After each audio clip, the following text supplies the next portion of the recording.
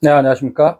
진정 배우를 꿈꾸는 사람들의 멘토 K에팅입니다. 오늘은 여러분들과 함께 공명기관, 공명이란 무엇이고 우리 몸의 공명기관은 어떻게 구성되어 있는지에 대해서 살펴보는 시간들을 갖도록 하겠습니다. 공명이라고 하는 건 우리말로는 울림이라고도 하는데, 내가 어떤 소리를 냈을 때 내 소리의 주파수에 맞춰서 내 주파수에 맞는 어떤 물체가 같이 진동하는 현상, 그걸 우리가 이제 공명이라고 해요. 그러니까 내 소리에 주파수와 맞는 물체가 있으면 그 물체는 같이 진동을 합니다. 그걸 우리가 이제 공명이라고 하는데, 내가 하이톤을 되게 잘 쓰면요, 쇠가 진동을 하고, 내가 좀 더 가슴 소리를 많이 쓰면 나무나 이런 것들이 좀 더 많이 진동을 하죠. 그러니까 왜냐면 내가 하이톤을 많이 쓸 땐 그 소리가 쇠 소리에 가깝기 때문에 쇠나 철 이런 것들이 공명을 하는 거고, 그리고 내가 가슴 소리를 많이 쓰면 내 소리가 이제 좀 더 저음에 가까우니까 저음의 주파수에 맞는 그런 물체들이 진동을 많이 하는 겁니다. 어쨌든 그거를 우리가 이제 공명이라고 하고, 그런 공명을 일으키는 우리 몸의 기관들, 그러니까 우리 몸에 가슴이 있고요, 목이 있고요, 얼굴이 있잖아요. 머리가 있죠. 그런 이제 배도 있고, 이 모든 것들을 우리가 이제 공명기관이라고도 하는데, 저번 시간에 제가 이제 발성기관에 대해서 설명을 했었지만, 그 발성기관 안에 공명기관도 있는 거죠. 그러니까 구강이나 아니면 비강이나 아니면 코에 부속되어 있는